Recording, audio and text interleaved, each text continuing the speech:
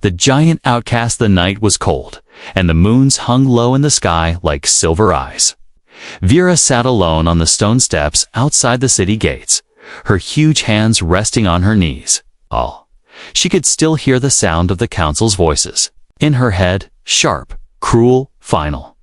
Too big to bear children. Too large to be of use. You are not fit to be part of our people. The words cut deeper than any blade. The council chamber had been full that day. Hundreds of her kind stood to watch as the decision was made. Some whispered in pity. Others stared at her like she was a shame they wanted to erase. Vera's size was greater than any other female of her race.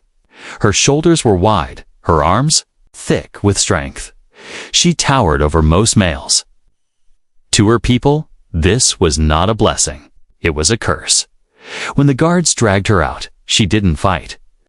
She had no voice that would change their law. She had no family left to defend her. The gates closed behind her with a heavy crash, the sound echoing into the wastelands beyond. The land outside was dead and dry. The wind carried dust that stung. Her eyes, she walked for hours, her heavy footsteps leaving deep prints in the sand. Every step away from the city made her feel smaller inside, even though she was the largest of them all. As night fell, the temperature dropped fast.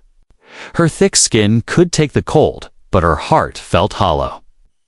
She stopped near a rocky cliff and sat, staring at the stars. The silence was heavy until she heard it. A faint crunch of footsteps. Light. Careful. Vera's eyes narrowed. Number 1 came out here. She stood, towering above the rocks, scanning the dark. Who's there? Her deep voice called. A figure stepped into the moonlight. It was not one of her kind. It was smaller, much smaller, barely reaching her waist. Wrapped in a worn jacket, carrying a strange pack. It was a human. Vera had seen humans only once before, when traders came to the city. They were fragile-looking, with skin in many colors and eyes that burned with strange fire. This one had hair the color of night and a short beard. His eyes locked on hers without fear. "You're far from home," the human said calmly. Her voice rumbled. "So are you." He smiled faintly. "Maybe. Or maybe I'm exactly where I need to be." Vera frowned. "Humans do not belong here. This world, it is not safe for your kind." He stepped closer. "Neither is it safe for yours, it seems." She turned away, not wanting to show her shame. "I have been cast out. That is all you need to know." But the human didn't leave. He walked around until he stood in front of her again. "Cast out because they say you can't give life." Her head snapped toward him. "How do you know that?" "I was there. I watched from the shadows of the council hall," he said. "I've been here longer than you think." Something about his voice was steady, sure. He didn't speak with the mocking tone of the council. He didn't look at her as if she was broken. Instead, his gaze was curious.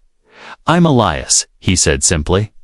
"Commander Elias Kane, United Earth's fleet. And I think they're wrong about you." Her chest tightened. "Wrong. The council's word is law. If they say I cannot, law doesn't always mean truth," he interrupted. "I've studied many species.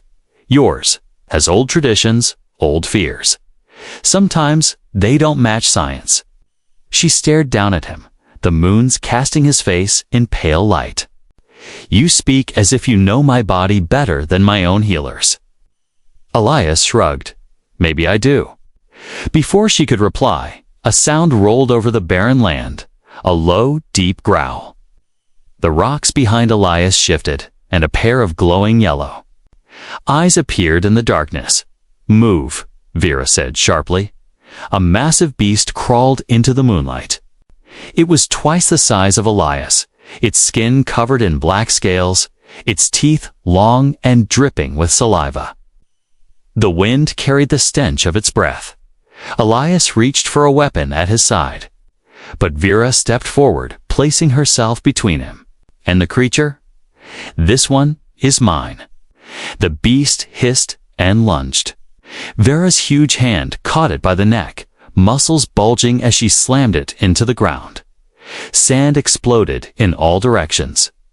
The beast twisted and snapped, but she held it. Down with the weight of her body, Elias fired a short burst from his weapon, and the creature went still. The night fell silent again, except for their heavy breathing. Vera stood, brushing sand from her arms. You should not be here. This land kills the weak. Elias looked up at her, unshaken. Good thing neither of us is weak, she almost smiled. Almost. But then she remembered the council's words, the emptiness inside her. Strength does not matter if you cannot give life. Elias met her gaze. Maybe, but I think you can, and I'm going to prove it. The wind howled between the cliffs, carrying his words into the dark. Vera didn't know why, but for the first time since her exile, she felt a spark of something she thought was gone. Hope, the human's promise. The human's promise. The fire crackled in the small circle of stones Elias had built. Orange light danced across the cliff walls, casting tall shadows of the human and the giant alien beside him. Vera sat cross-legged, her enormous frame making the flames look like a child's toy. She had not spoken much since the fight with the beast, but her eyes kept drifting toward Elias, small, fragile-looking, yet moving with confidence like he had walked these lands for years. Elias tore a strip of dried meat and tossed it toward her. Eat, you need strength. She caught it easily, but didn't bite. Why are you here, human? Your kind stays in the stars. This world is nothing to you. He poked the fire with a stick, sparks flying up into the cold air.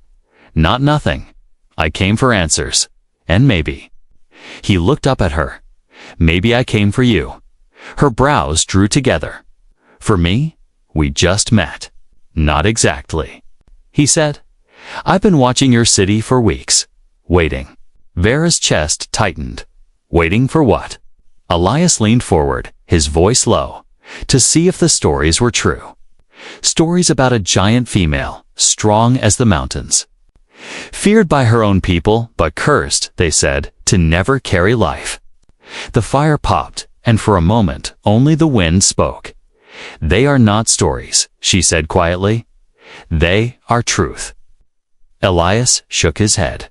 No, they are lies that became truth because no one questioned them. Her eyes narrowed. You. Speak boldly for someone so small.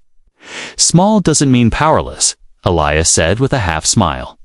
And I think your body is not broken. I think it is different, and difference scares them. Vera's voice was hard. The council's healers examined me. They know more than you. I've read their medical records, he replied calmly. Do you know what I found? Never tested you for certain genetic markers. Never ran a full scan. They stopped looking after they saw your size. She stared at him, the words striking something deep inside.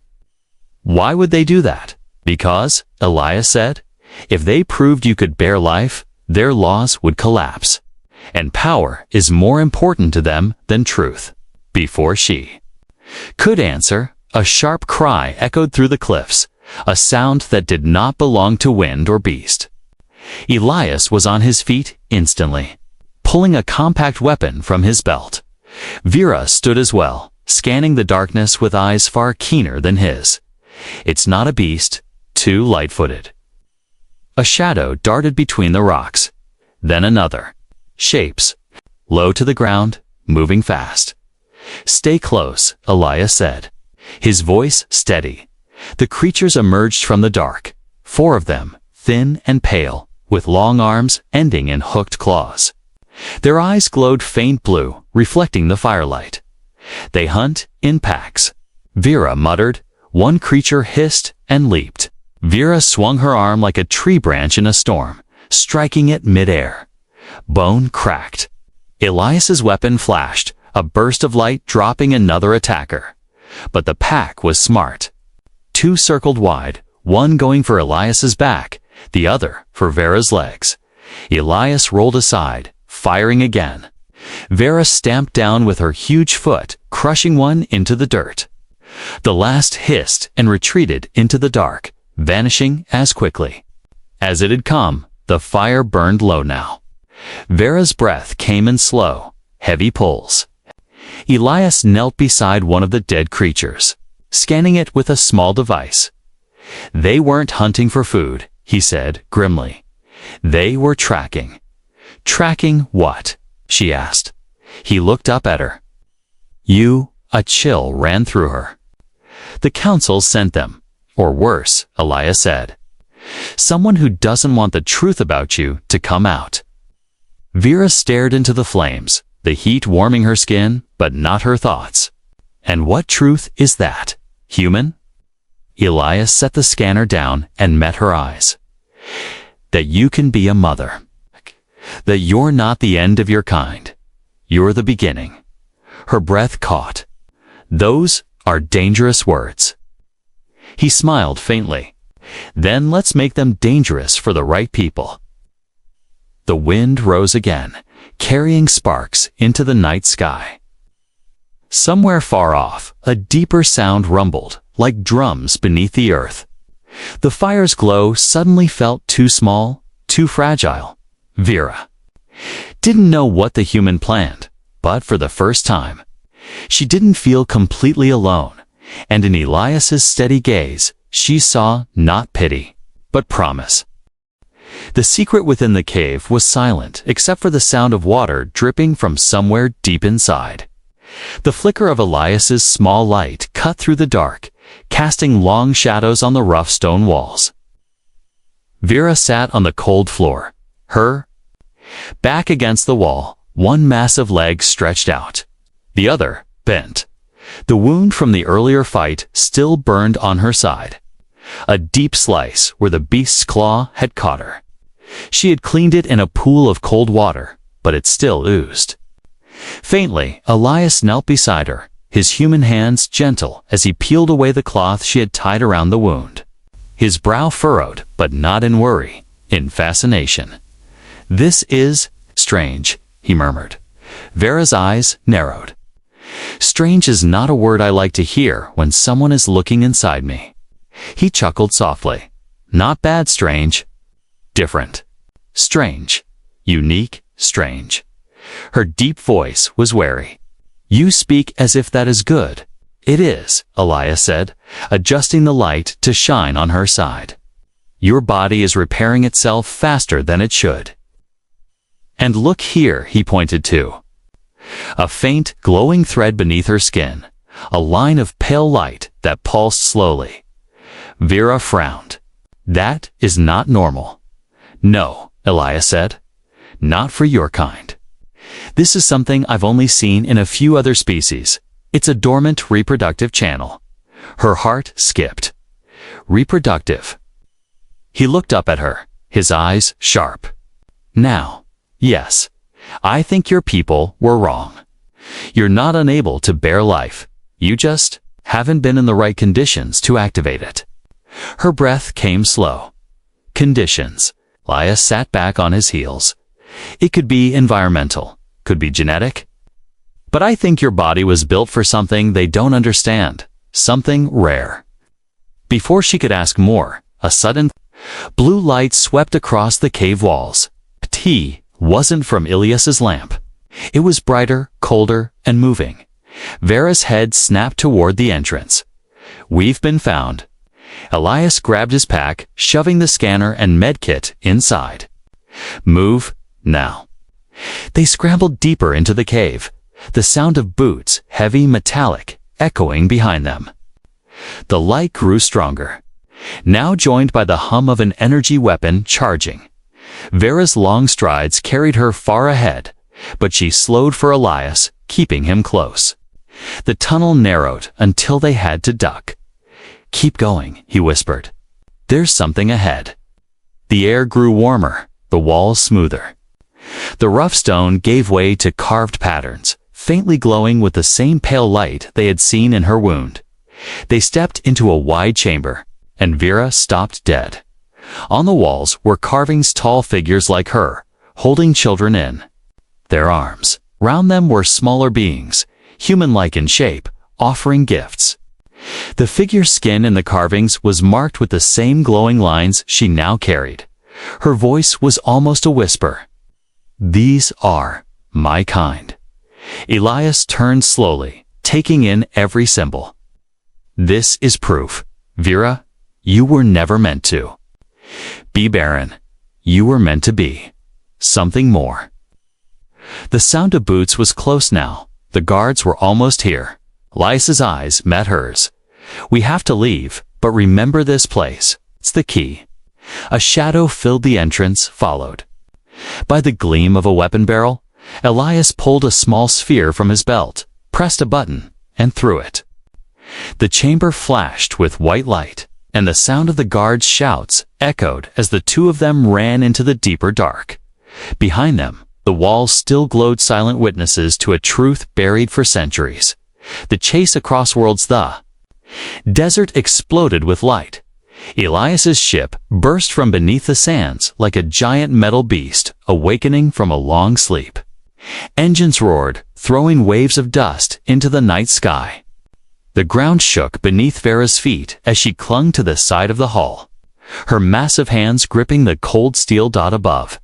Alien warships descended, their searchlights slicing through the darkness. Voices barked commands over loudspeakers. "Surrender the human and the outcast, or be destroyed." Vera's heart pounded. "They will fire on us." Elias, strapped into the pilot's seat, shouted back over the noise, "Not if we're gone before they aim." The ship's thrusters roared to full power. Sand and stone were blasted away, revealing the rest of the hidden craft, sleek, angular, and marked with faded symbols of the United Earth Fleet. Blaster fire streaked from the alien ships, searing the air around them. One bolt hit the sand just behind the ship, the heat burning Vera's skin. She pulled herself into the open hatch, ducking as another blast hit the dunes. Elias slammed a lever forward, and the ship shot upward. The sudden force pushed Vera back against the wall, her huge frame barely fitting in the narrow passage. The desert shrank below them, replaced by rolling clouds and the silver glow of the twin moons. But the alien warships followed.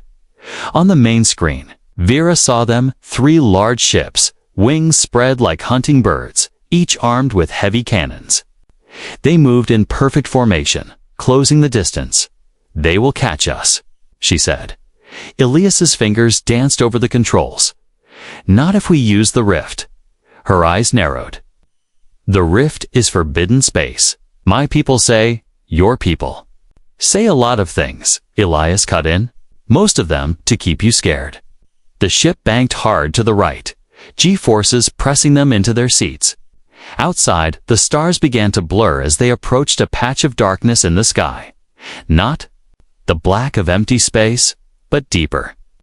As if the universe itself had been torn open, the rift, it shimmered like liquid shadow, twisting in slow spirals. Lightning-like flashes flickered inside it, lighting up the strange shapes beyond massive structures, broken planets, and things that looked alive but far too big to be creatures. Vera gripped the side of her seat. "If we go in there, we'll lose them," Elias said, eyes locked on the darkness ahead. "Can get to where we need to be." Blaster fire struck the rear shields, jolting the ship. Sparks burst from the control panel. Shields at 30%. Elias shouted. The alien ships were almost on them now. One fired a grappling harpoon, the metal lines slamming against the hull with a deafening clang. The ship jerked, slowing. Vera didn't think, she just moved. She unstrapped, leaped to the rear hatch, and with one massive arm yanked the harpoon line free. Sparks flew as it snapped loose and tumbled away. "Hold on," Elias yelled. The ship dove straight into the rift. For a moment, everything went silent. No sound, no movement, just weightless darkness pressing in from all sides. Then light. But it wasn't the light of stars. It was the glow of colossal structures drifting in the void, rings of stone larger than continents, broken towers floating in nothing, rivers of molten gold snaking through the black. Vera's breath caught. This, not space. Elias smiled faintly. No, this is what your people forgot. The old roads between worlds. She turned to him sharply. You brought me here for a reason. Yes, he said, his voice low now. Because somewhere in here, there's a place that can make you a mother. Before she could speak, the sensors began to wail. Something massive was moving in the rift. Not a ship, not a rock, but a shape so large it blocked the light ahead, and it was coming straight for them. The trial of the stars, the thing in the rift moved like a living eclipse. No matter which way Elias turned the ship, its shadow followed, huge, slow, and unstoppable. Only when it came closer did Vera see its shape clearly. It wasn't a creature. It was a fortress, a massive, ancient ring of black stone spinning slowly in the void. Its surface was covered in glowing veins of gold, pulsing like a heartbeat. At its center was a hollow space, and inside that space, a faint, warm light. Elias's voice was calm, but his eyes stayed locked on the controls. That's it, the cradle. Vera's gaze didn't move from the ring. What is the cradle? He glanced at her. The oldest human archives, say it, was built by many races together, yours, mine, and others. It was made to heal the dying and to create life. But your people closed the roads here long ago. They forgot, or chose to forget. Before she could answer, alarms blared. The alien warships had followed them into the rift. Their weapons flared to life, firing bolts of burning light. The ship jolted hard, throwing Vera against the wall. Shields, she demanded. 20%, Elias gritted. If we don't get inside the cradle, we're dust. The ring loomed ahead, but it wasn't still. Massive gates of light were closing slowly, sealing the hollow space.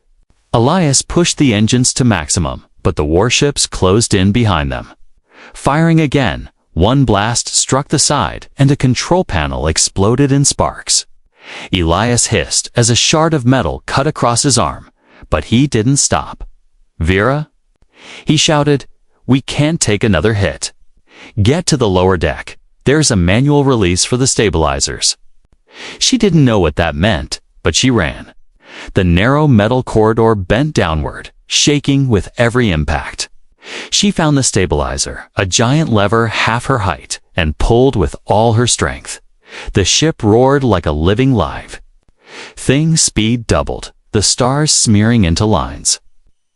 The cradle's gates were almost shut now. Only a narrow slit of light remained. The alien warships fired one last time. The blast seared across the rear hull just as Elias angled the ship sideways, sliding through the slit of light with a deafening metallic scream. Then silence. They were inside. The hollow space of the cradle was vast. Floating islands of metal and stone drifted slowly, connected by glowing bridges. In the center was a sphere of soft light, pulsing like a giant heart.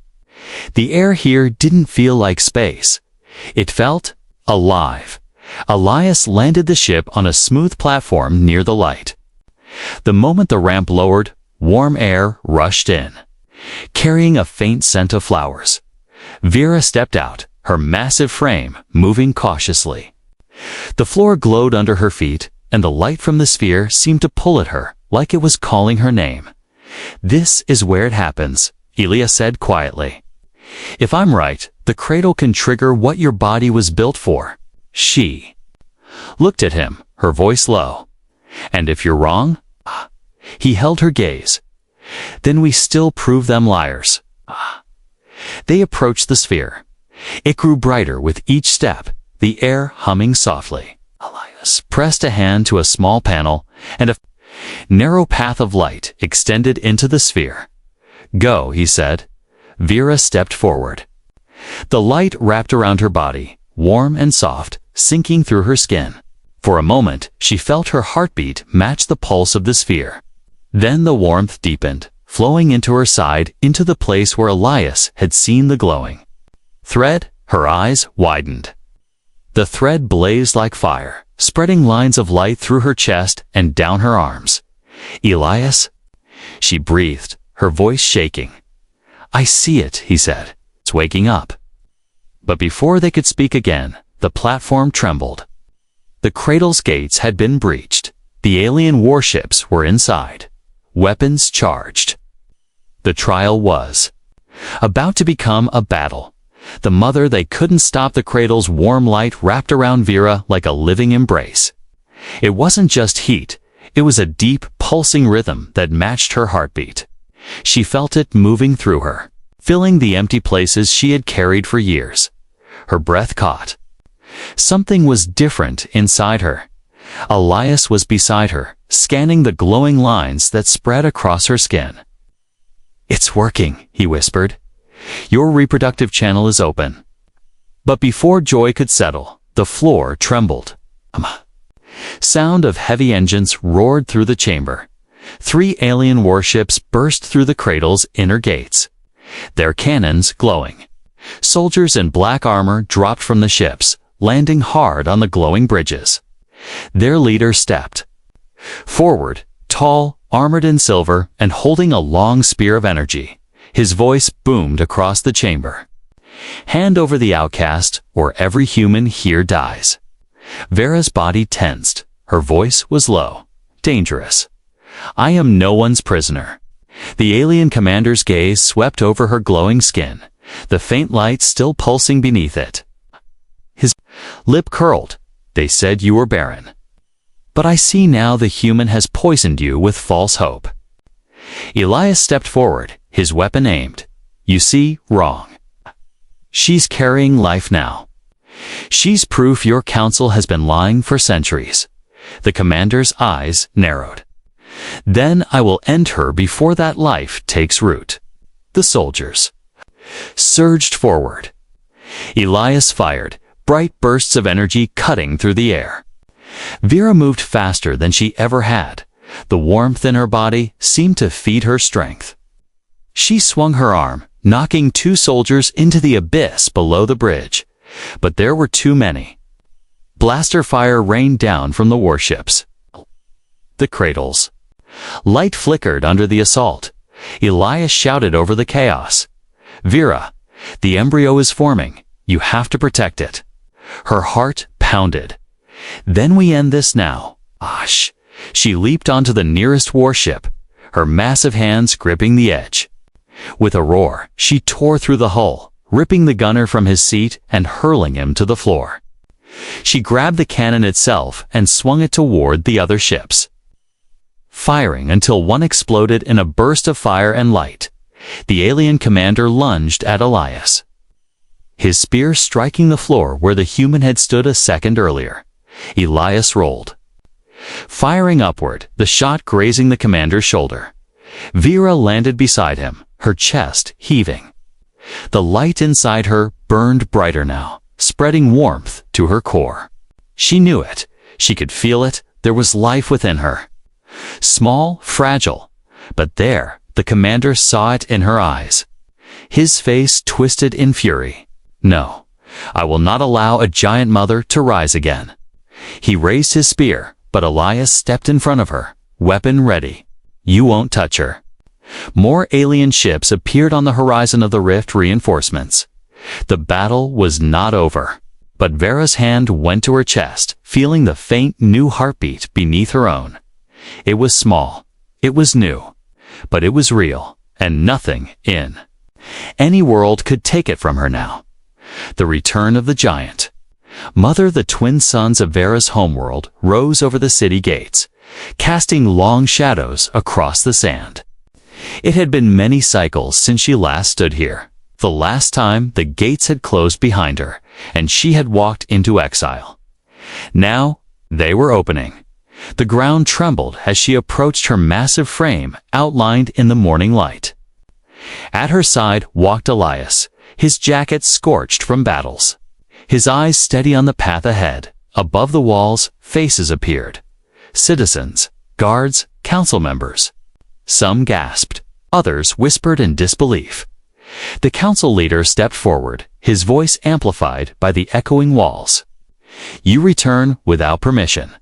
The law is clear. Exile is for life. Vera's voice was deep, unshaken. Then change. Your law. Laughter rippled through the crowd, but it died quickly when she placed her hand on her stomach. The faint glow beneath her skin pulsed for all to see. This, she said, her voice carrying across the courtyard, is life. My child. You told me I was nothing, that I could not give life to our kind. You lied. The crowd murmured louder now, confusion mixing with awe.